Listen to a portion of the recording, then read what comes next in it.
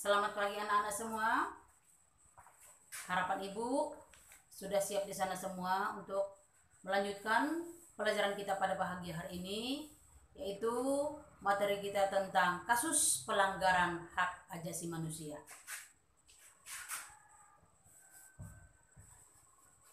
Kasus pelanggaran hak asasi manusia.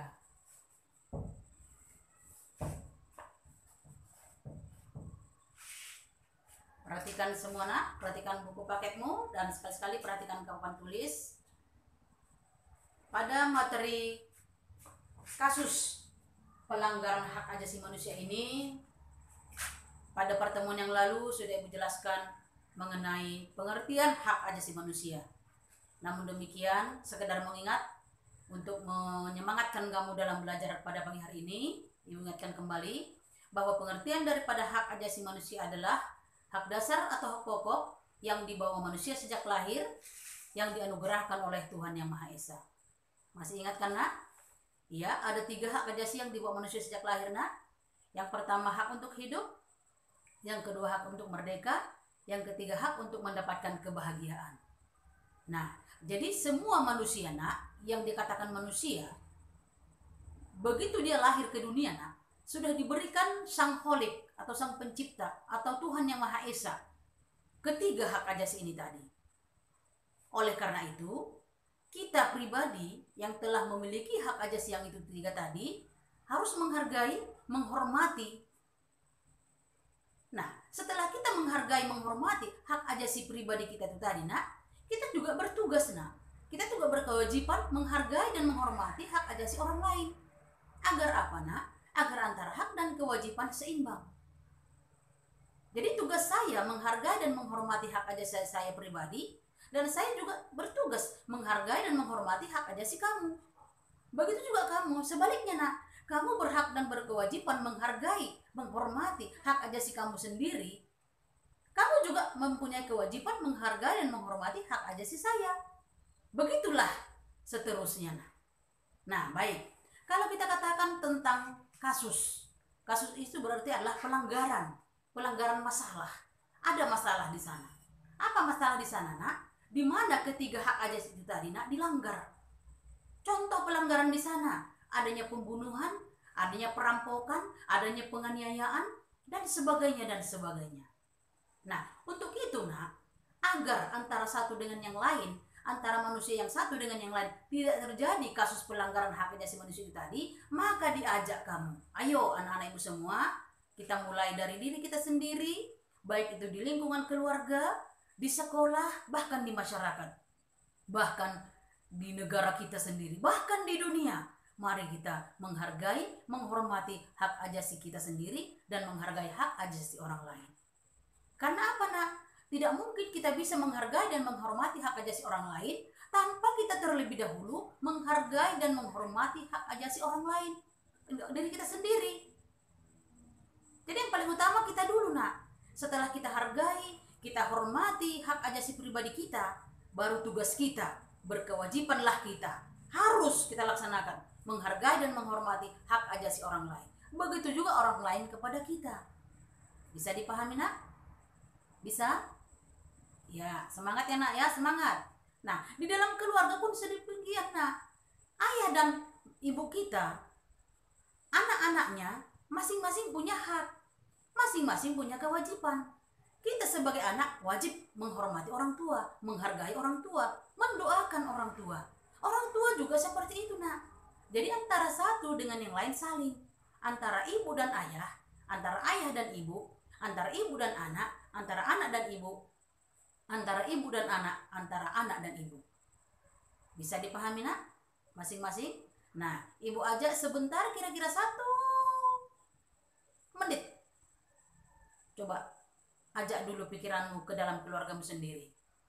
Adakah pernah terjadi di sana pelanggaran hak? Ya, pasti ada. Di mana-mana pasti ada pelanggaran hak. Nah, oleh karena itu nak, Ibu ajak kamu semua untuk mengatasi seperti itu, supaya jangan terjadi pelanggaran hak asasi manusia itu tadi, mari kita sama-sama menghargai diri kita sendiri. Kita hargai dulu diri kita sendiri, baru kita hargailah orang lain.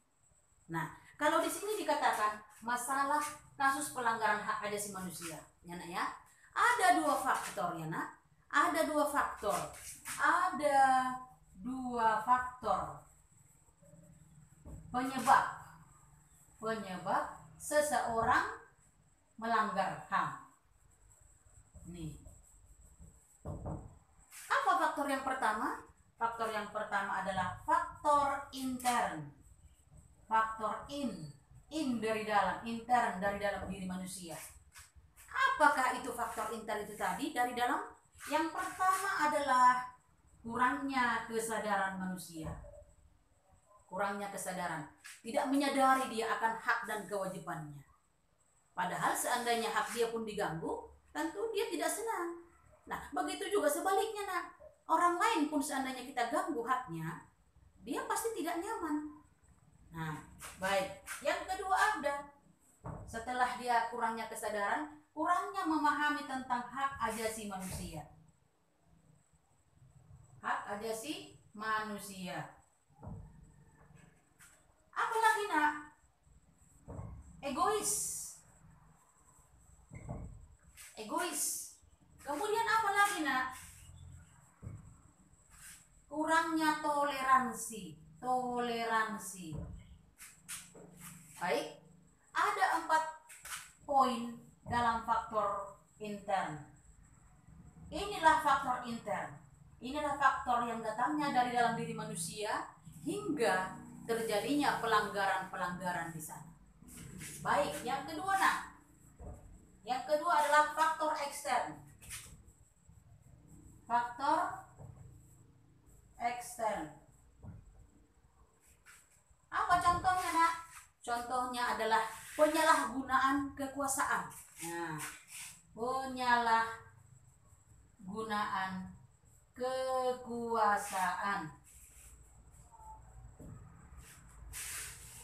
Berikutnya apa nak? Faktor ekstern itu tadi kurangnya ketegasan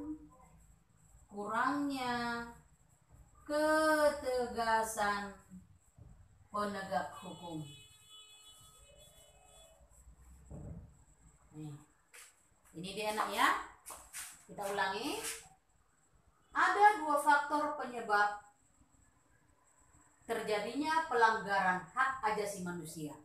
Yang pertama adalah faktor intern, dari dalam diri manusia itu sendiri. Apa itu? Kurangnya kesadaran atau tidak adanya kesadaran.